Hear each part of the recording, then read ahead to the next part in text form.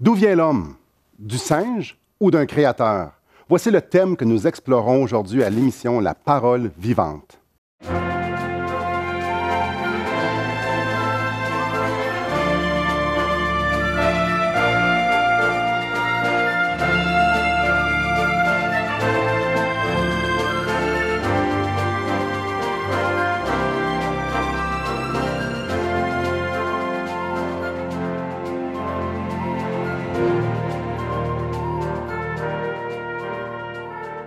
Bonjour à vous. Oui, aujourd'hui, un grand thème. D'où vient l'homme? D'un créateur ou du singe? Quelle question aujourd'hui très pertinente étant donné notre société, étant donné ce qu'on se fait enseigner, étant donné de ce qu'on entend un peu partout. C'est très important, ce grand sujet-là, de pouvoir sonder un peu, pour pouvoir réfléchir, qu'est-ce qu'il en est? Créateur ou singe? Aujourd'hui, on continue notre série sur la science et la foi avec notre conférencier, avec notre ami Laurence Tisdale.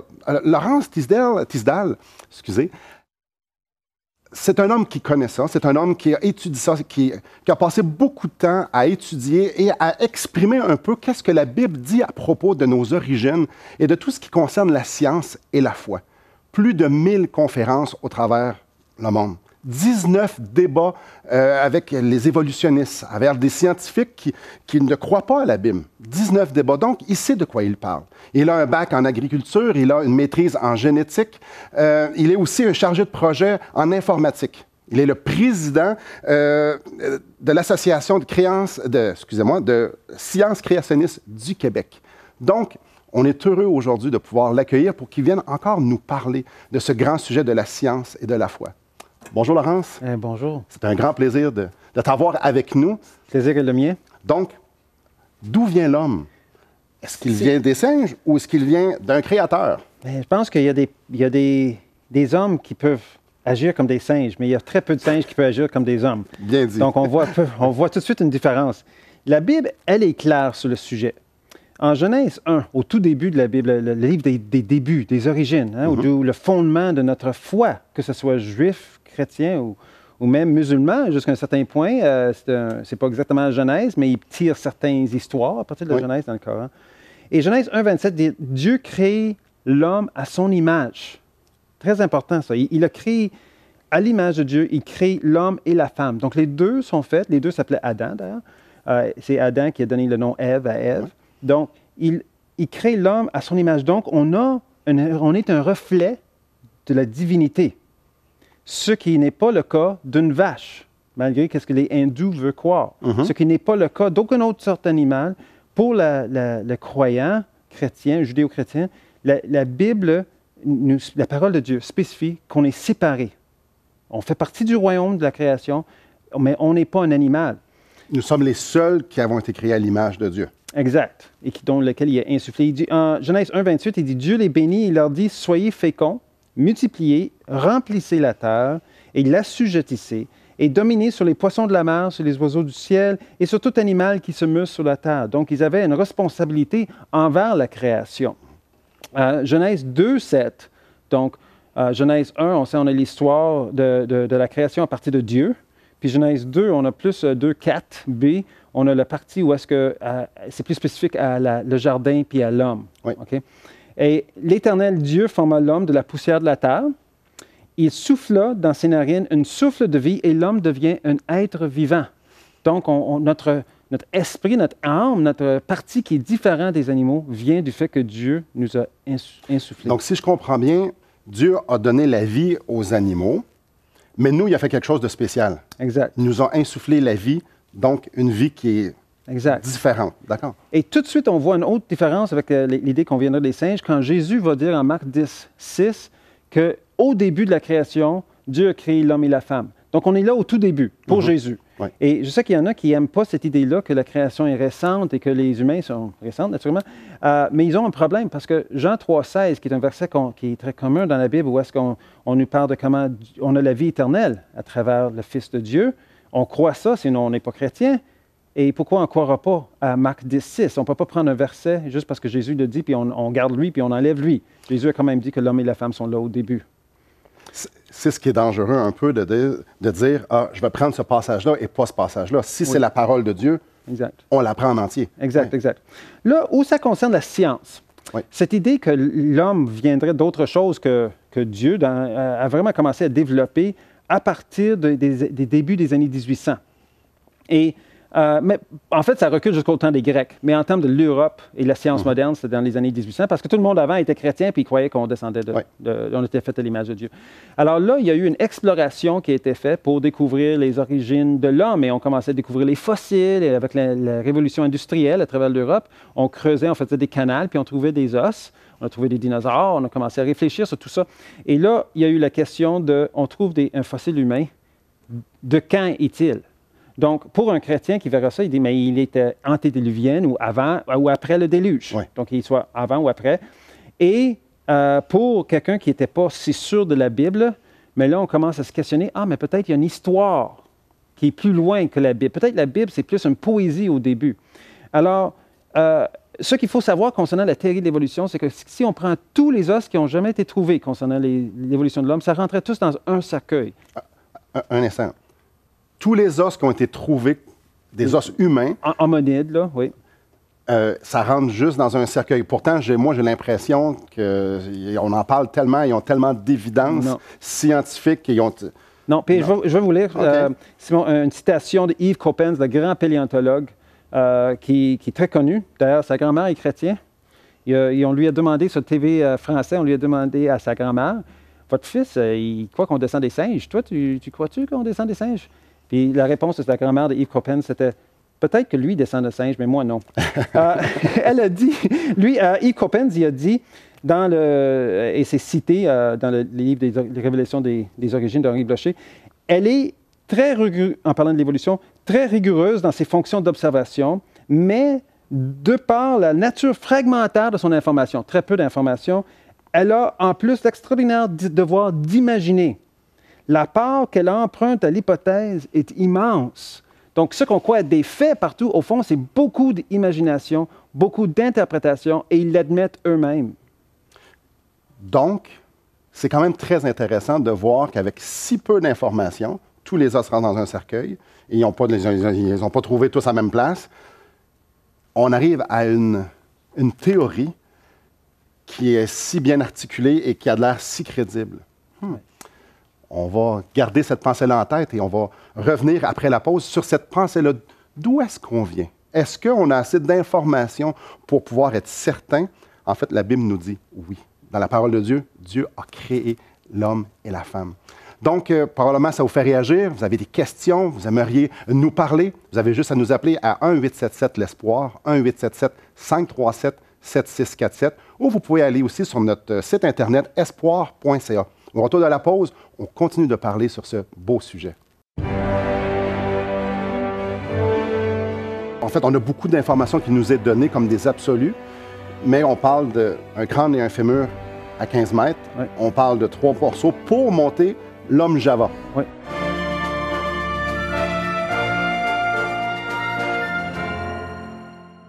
Assistez à un merveilleux déjeuner de l'espoir dans votre région. Un invité vous racontera comment Dieu a transformé sa vie et comment son cœur, souffrant, a trouvé une joie indicible en développant une relation personnelle et intime avec Dieu et son Fils Jésus-Christ.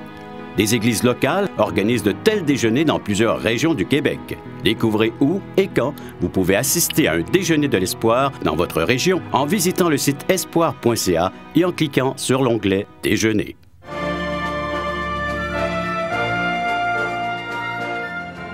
Donc oui, on continue cette émission sur nos origines. Les singes, c'est ce qu'on entend beaucoup. On vient des singes et c'est dit, c'est affirmé comme étant un absolu. La Bible nous dit qu'on vient de Dieu. Comment s'y retrouver? Et on a commencé à discuter que les informations, il n'y en avait pas tant que ça. Il n'y avait pas tant d'évidence scientifique pour dire qu'on descendait des singes. J'aimerais ça qu'on puisse parler un peu de c'est quoi la différence entre les singes et justement les hommes. Très, très important. Juste avant que Darwin a publié L'origine des espèces, Richard Owen, qui était un très grand anatomiste en Angleterre, qui est chrétien aussi, il a vu cette tendance venir. Puis quelques années avant, en 1956, je crois, il a publié un article qui parlait sur... il a identifié les différences entre singes et hommes. Il a trouvé à peu près 200 différences entre les singes et les hommes. Pourquoi il a fait l'article? C'est parce qu'il voulait démontrer qu'il y avait une différence qui était substantielle. Et là, Darwin vient avec son idée qu'on descendrait. En fait, Darwin a dit qu'on devrait trébucher, en sortant de la seuil de notre porte, on devrait trébucher sur nos ancêtres, parce que ce serait le dernier chaînon entre nous. Et là, les gens se sont mis à chercher ce chaînon-là. Donc, premièrement, si on regarde quelques différences, pour être capable de voir c'est quoi un singe-homme ou un homme-singe, il faudrait savoir c'est quoi la différence des deux pour faire le lien s'il y a lieu. Alors, une des choses, qu'est-ce que vous pensez? Qu'est-ce qu'un singe fait ou que nous faisons qu'un singe ne fait pas? Que nous faisons? Oui, principalement. On marche sur deux jambes. Oui, exactement, bipédalisme. Donc, nous, on marche sur deux jambes, eux, ils marchent sur quatre parce qu'ils sont... C'est mieux d'avoir... En fait, ils n'ont pas de pieds, ils ont quatre mains parce que pour aller dans un arbre, il faut tenir, ils ont quatre mains. Donc, pour que le singe puisse marcher debout, il a besoin de changer ses mains en pieds. Oui. Il a besoin de changer son genou, sa hanche, parce que si vous remarquez, les chimpanzés, ils marchent comme ça, un peu comme les artistes hip-hop. Mais eux, ils n'ont pas le choix. Ils ne s'habillent pas pareil, par exemple. Non, c'est ça. Il y en a. Bon, alors là, après ça, on a le colonne vertébrale, l'oreille interne qui est pour le balancement. Les poignets vont être différents aussi parce que les autres marchent. Ils appellent ça sur leur poing, si vous voulez. Les poignets sont différents, l'hypothalamus. Donc, tout ça est capable a besoin de changer pour être humain en dedans de 2 millions d'années. C'est plus que 2 millions de changements dans le code génétique. Donc là, il y a quelque chose d'intéressant. On a sûrement entendu parler de cette idée que génétiquement, on est tellement proche des singes. 98 pareil. J'ai déjà entendu ça, oui. Complètement farfelu. Premièrement, va sur Wikipédia, vous allez voir que c'est 70 OK. On est 50 pareil qu'une banane, en passant, génétiquement. Donc... on ne ressemble pas beaucoup à une banane. Non, mais... Peut-être quelques-uns, mais je ne les connais pas. C'est ça. Donc, ça dépend à quelle partie qu'on analyse. Il y a beaucoup de codes qu'on ne peut pas comparer parce qu'on ne sait pas comment le comparer. Et l'autre affaire, c'est que ces comparaisons qu'ils font, premièrement, le code génétique du singe est plus grand que la nôtre.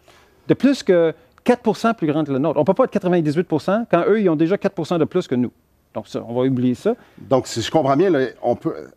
Peu importe sur quoi on se compare, il va y avoir des ressemblances. Oui, parce que le créateur, on a le même créateur et on est dans le même environnement. Donc, on a des poumons, on ressemble de là. Pourquoi faire un code différent pour les poumons pour chaque organisme?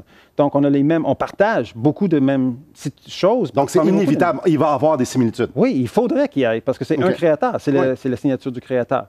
Donc, ça, c'est un peu quelques différences. Il y a plus que ça. Et quand ils ont commencé à aller à la recherche de l'homme singe, ils ont cherché Homo antiquus, donc beaucoup de latin, donc l'homme ancien. Hein? Donc là, ils cherchaient ça. Et ils ont commencé avec Néandertal. Donc, on a entendu parler de l'homme de Néandertal. C'était en Allemagne, il y a une vallée qui s'appelle Néandertal. En fait, c'est une personne qui composait des hymnes de l'Église. Et là, c'est pas lui qui a découvert les fossiles, c'est la vallée. Donc là, ils ont sorti ces squelettes-là, qui sont pas mal humains, sont un peu plus petits, sont plus robustes. Le crâne est plus grand que le nôtre, ce qui cause un certain problème pour ceux qui croient que les petits crânes des singes sont devenus des grands crânes des humains. Quand les Néandertals, qui sont supposés être en avant de nous, ils ont des crânes plus grands et des cerveaux plus grands que nous. OK. Donc, il y a des choses qui ne marchent pas avec l'idée. De toute façon, maintenant, on est beaucoup plus tard, mais maintenant, Néandertal, c'est un humain. On les voit même dans le musée, et même un chapeau dessus, tu le verras dans le métro, tu ne sauras même pas. Donc, Néandertal, on va l'éliminer de la chaînon manquant parce qu'il ne l'est pas. Quoique dans la pensée du monde, c'était peut-être un. Cro-Magnon est encore plus récent comme humain que Néandertal dans la lignée évolutionniste. Cro-Magnon, ça veut dire grand trou. Cro-Magnon, il vivait dans les cavernes. C'est l'homme des cavernes. Mais l'homme des cavernes est complètement humain. Et la seule différence entre Néandertal, Cro-Magnon et nous, c'est supposé être la technologie. Mais là, on découvre que le Néandertal, il y avait la religion, il était capable de peinturer dans les cavernes de Lascaux, les cavernes en France où est-ce qu'on a les peintures. Les Néandertals avaient des boomerangs qui marchaient plus vite contre le vent qu'avec le vent. Il y avait une flûte qu'ils ont trouvée. Il y avait des bijoux. Aucune évidence de quelqu'un qui Ça ressemble à nous autres, ça. Oui, ça ressemble beaucoup à nous autres. Donc, quoi qu'il y avait une forme différente, mais pas tout le monde, on a des gens qui ont des formes différentes. En Afrique, on a des pygmies, on a des personnes ici au Québec qui sont un peu plus petits que quand tu es en Danemark où tout le monde est grand. Donc, il y a une différence à travers le globe et cette différence-là se reflète aussi dans les fossiles humains, les peu de fossiles qu'on a de Néandertal et Cro-Magnon. La prochaine partie de l'émission, on va regarder les vrais singes et voir qu'on parle maintenant, parce que là, on ne parle plus de ces choses-là maintenant. Ils sont comme disparus, ils sont dans nos livres comme étant des faits, mais ils sont tous humains. Il n'y a aucun rapport avec une évolution humaine. Donc, il y a peut-être une dernière, j'ai quelques instants. L'homme de Java. Donc, l'homme de Java est intéressant. C'est en 1996. Ils ont trouvé en Java, donc c'est en Indonésie, ils ont trouvé des dents humains, un fémur humain, crâne gorille et des dents, on ne savait pas c'était quoi. C'est tout. Dents, morceau de crâne, juste le haut, OK. et un fémur humain. Donc, 3 parties. Oui, mais le fémur était humain, le crâne était définitivement gorille. Puis on dit, c'est tout le même organisme, sauf que le fémur était à 15 mètres du crâne. Donc, si c'était le même individu, il a explosé. Alors, beaucoup de gens, dans son temps à lui, dans le temps qu'on l'avait développé, n'ont pas cru, malgré le fait que c'est dans nos livres maintenant, comme étant 500 000 ans, mais ça n'a jamais été daté. Donc, moi, c'était à exclure, parce que ce n'est pas le même individu. Donc, on est rempli d'informations. Oui. On prend très peu... en fait, on a beaucoup d'informations qui nous est données comme des absolus, mais on parle d'un crâne et un fémur à 15 mètres. Oui. On parle de 3 morceaux pour monter l'homme Java. Oui. Je ne sais pas, je trouve que ça n'a pas beaucoup d'informations pour arriver avec un absolu. Non, parce que c'est basé Pas beaucoup sur... d'évidence, oui. Tu viens, qu'est-ce que Yves Coppens a dit? L'imagination. L'imaginaire. Est-ce que ça se pourrait que c'est aussi parce qu'on ne veut pas croire à l'autre alternative? Ah, c'est absolument pour ça. On va en discuter un peu plus à la fin de l'émission, mais c'est sûr que... Oui, exactement. Est-ce que ça se pourrait que les absolus qu'on nous présente aujourd'hui, c'est pour plutôt nous amener, pour nous empêcher de réfléchir que peut-être qu'on vient d'un créateur? La Bible nous dit qu'on vient d'un créateur. Et c'est exactement ce qu'on va voir dans le prochain segment. Si vous voulez avoir d'autres informations concernant la création, concernant des faits scientifiques et la foi, j'aimerais vous inviter à aller voir le site de Laurence, créationniste.com. Et on revient après la pause. Cette quête pour trouver autre source comme origine de l'homme a amené des fraudes dans l'évolution, entre autres le fameux Humpty Piltdown.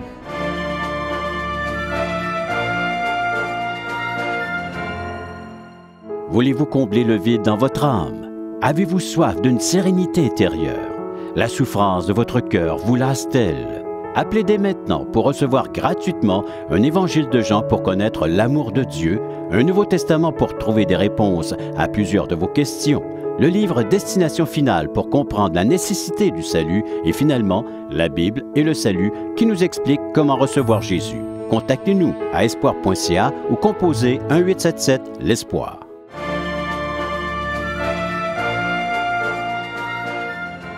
Est-ce qu'on vient du singe ou du créateur? On a eu... Tu nous as démonté ça, plusieurs fausses idées qui sont parties à peu près rien, des choses non valides scientifiquement. Et il y en a une qui me vient en tête, j'en ai entendu parler, Lucie. Lucien, c'est-tu Lucie ou Lucien? Oui, c'est une bonne question, Lucie ou Lucien, parce que en fait, c'est un chimpanzé. Ça, tout le monde est d'accord, c'est un chimpanzé. Et on a pensé que c'était une femelle, mais finalement, c'est un mâle. Donc ça, avec la hanche, c'est certain que c'est un mâle. Donc, ce serait plus Lucien. Et finalement, la squelette qui a été trouvé, l'Australopithèque, qui veut des singes du Sud, le squelette était complètement chimpanzé. Il n'y a rien de pas chimpanzé. Alors, pourquoi on dit qu'il marche debout? La raison qu'on dit que ce chimpanzé marchait debout, c'est parce que, supposément, il y avait un genou qui faisait qu'il pouvait marcher debout. Bon. Le problème, c'est que, vous vous souvenez de l'histoire qu'on a parlé juste avant, on a parlé de ce fémur qui était à 15 mètres? Oui. Mais dans ce cas-ci, le fémur était à 2 km plus loin et 80 mètres plus bas. Donc, c'est comme si le chimpanzé aurait perdu son genou en montant une colline, puis il aurait persévéré. Donc, ce qui fait en sorte que Lucie, il le lie à un être humain, c'est à cause d'un genou. Une fossile de genou. Et je suis peut-être pas très bon en anatomie, mais le fémur et le genou, c'est pas mal proche. Oui, mais c'est pas le fémur, c'est juste le partie du genou. Parce que c'est très rare qu'on trouve une squelette complète. OK. Elle était 40% complète, donc il y avait des fragments. Là. Et l'argument principal était... était à quelques kilomètres plus loin. Donc là, on dit, est-ce que c'est le même individu? Même question. Et là, ils disent, mais il y a eu des empreintes de pieds fossilisées. Oui, il y a des empreintes de pieds fossilisées qui ont l'air humains, parce que c'était un humain. Leur problème, c'est avec le temps, parce qu'ils ne peuvent pas croire qu'il y avait un humain il y a 2 millions d'années. Moi non plus, je ne crois pas qu'il y avait un humain il y a 2 millions d'années, c'est parce que je ne crois pas dans les 2 millions d'années. Mais qu'il y a des chimpanzés et des humains qui marchent dans la même place, ça, je n'ai pas de problème à le croire. On l'a encore aujourd'hui. Oui, c'est ça. Cette quête pour trouver autre source comme origine de l'homme, a amené des fraudes dans l'évolution. Entre autres, le fameux homme Piltdown. Souvenez, au début, j'ai dit que Darwin avait prédit qu'on trouverait nos ancêtres en sortant de seuil de la porte. Mais après 50 ans de chercher pour un homme singe ou un singe-homme, depuis en 1859 jusqu'en 1912, donc 50 ans, ils n'ont rien trouvé. Donc là, qui était solide. Néandertal était humain, Cro-Magnon humain, Java n'était pas accepté. Donc là, ils trouvent quelque chose à 1,5 km de la porte de la maison de Darwin en Angleterre. Heureux hasard. Et là, il y avait quelques morceaux de crâne, une dent qui était canine, donc une dent de singe. Et ça, ils ont étudié ça, ils ont dit, l'homme de Piltdown, voici le chaînon manquant. Et ça a fait que même des théologiens ont changé leur interprétation de Genèse à cause de l'homme de Piltdown. Qu'on trouvait à côté de la maison de Darwin. Oui, pas loin de la maison de Darwin. Yeah. Donc, finalement, en 1959, on a découvert que c'était une fraude. Les os ont été âgés d'une façon artificielle. C'était un jeu qui a été fait. Mais les doctorats ont regardé ça et ils ont accepté que c'était vrai parce qu'ils étaient aveuglés par leur croyance. Ce qui nous amène à quelque chose, si je peux... oui, non, mais c'est... Oui, oui. C'est très intéressant parce qu'il ne faut jamais dire que les scientifiques sont sans croyance. Juste parce qu'ils ont un manteau blanc, ça ne veut pas dire qu'ils sont un pasteur ou qu'ils ont la vérité. Ils sont humains et ils ont des croyances. Ils viennent avec des interprétations à la table de l'observation. Et dans ce cas-ci, pendant 40 années, ils n'ont pas pu observer ce qui était très observable, que ça a été traité artificiellement et que c'était une fraude. Ils étaient aveuglés par leurs croyances. Oui, exact. Et donc, ça, c'est très important à comprendre. Et tout le concept de l'importance du sujet, où est-ce qu'on s'en va avec cette idée-là? Directement relié à notre origine et notre devenir. Oui. Très, très important. Donc, si on vient d'un singe, on est juste un animal. On n'a pas de bien et mal. Un athée qui me dit, mais tu es en train de mentir. Quel rapport? Il n'y a pas de bien et mal si on est athée. C'est ça. On vient d'un animal. Un animal ne sait pas ce qui est bien et mal. C'est la loi du plus fort. Ben oui, exact. Si on vient de Dieu, par contre, si on est fait à l'image de Dieu, là, on a une moralité qui vient de celui qui nous a créés, qui dit que ça, c'est bien et ça, c'est mal. Et ça détermine une façon de vivre, une façon de voir le monde. Et si c'est rassurant. Ça donne une manière. On a besoin de cet encadrement-là pour être capable de gérer, pour être capable de vivre, pour savoir qu'on a une raison d'être dans la vie. Et pour être capable d'avancer dans notre cheminement humain, de savoir qu'il y a un Créateur qui nous a formés, qui nous donne un sens à notre vie et qui veut avoir une relation personnelle avec nous pour nous diriger dans notre cheminement de vie. Donc, la prémisse, à quelque part, pour un scientifique, c'est il ne peut pas y avoir de Dieu. Malheureusement, c'est leur début. Ils commencent avec cette équation-là, puis ils bâtissent des châteaux de cartes par-dessus. Et maintenant, on présente ça comme un absolu, des choses qui ne sont pas certaines. Qu'ils présentent comme une certitude. Ils sont fausses même. Et aujourd'hui, on enseigne ça dans les écoles, à la télévision, un peu partout, comme ça, c'est la vérité. Ce qui nous donne automatiquement à nous ce sentiment-là qu'il n'y a pas de demain, que ça finit dans le trou, qu'on n'a pas la conscience et tout ça. Donc, il y a plein de principes moraux qu'on n'a plus besoin de suivre parce que justement, on n'en a pas besoin. Oui, c'est l'anarchie. Vous en conviendrez avec moi, c'est une pensée dangereuse que de discarter Dieu, de dire Dieu, tu ne fais plus partie du portrait. Moi, j'aime mieux penser que je viens du singe. On va revenir après la pause. Probablement, ça vous fait très réagir. Je vous encouragerai à nous appeler, à poser des questions. Appelez au 1-877-L'Espoir ou 1-877-537-7647 ou vous pouvez aller sur notre site internet espoir.ca. On revient après la pause sur justement comment s'y retrouver, qu'est-ce que Dieu croit de ça, qu'est-ce que Dieu pense de ça. On revient après la pause.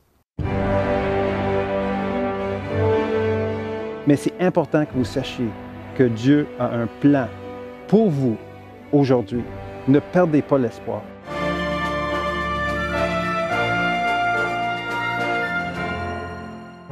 Espoirpourlecoeur.org aborde des problèmes que tous peuvent rencontrer un jour. Solitude, culpabilité, manipulation, rébellion et adultère. Chaque problème est clairement défini avec ses symptômes et ses caractéristiques. Des pistes de solutions sont données.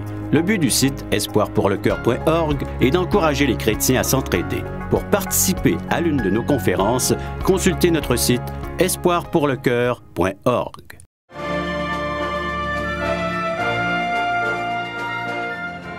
De dire qu'on descend des singes, ce n'est qu'une théorie. Ce n'est pas un absolu. Ce n'est pas un fait scientifique. Il manque énormément d'évidence. La Bible nous dit qu'on descend de Dieu. Et comme j'ai dit juste avant la pause, si on tasse Dieu, il y a des conséquences. Il y a des conséquences de ne pas prendre la parole de Dieu comme elle est. De dire, non, moi j'aime mieux croire qu'on descend des singes. J'aimerais ça que tu puisses nous parler un peu de quels effets ça peut apporter. Je vais vous donner, c'est très, très important, notre concept, notre vision du monde sur la façon qu'on agit, sur la façon qu'on agit avec les autres. Si vous êtes un animal, c'est juste une question de survie du plus fort. Mais ce n'est pas de l'égoïsme, c'est l'évolution en fonction que je t'enlève du chemin. Ouais. Pendant que tout le concept de philanthropie, d'aidez-vous les uns les autres, qui est un concept très biblique, que Jésus en parle, vous connaîtrez mes disciples parce qu'ils s'aiment les uns les autres.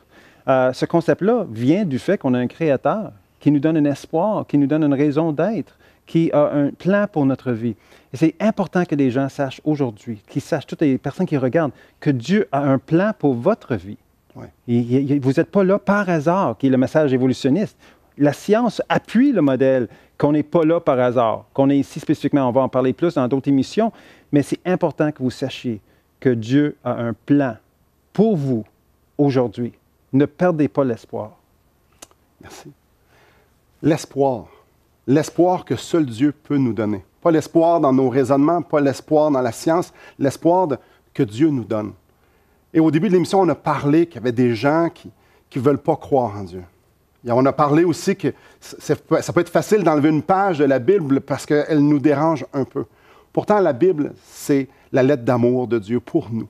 Nous, ses créations, nous qui sommes à son image, nous qui nous aime tellement qu'il a donné son Fils pour pouvoir nous racheter, pour qu'on puisse avoir une communion avec lui, pour qu'on puisse être sauvé et être avec lui pour l'éternité.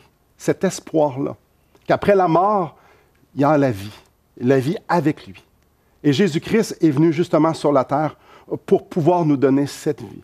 À tous ceux qui croient en son nom, il a donné le pouvoir de devenir enfants de Dieu si nous croyons dans le nom de Jésus-Christ. Il est venu à la terre pour justement venir nous réconcilier, nous qui voulons faire notre propre petite chose sans Dieu. Il est venu nous réconcilier. J'aimerais vous inviter à la maison de considérer Jésus-Christ et de mettre votre foi dans ce qu'il a fait. Il est mort à la croix pour vous, il est ressuscité pour vous. J'aimerais vous inviter à réfléchir.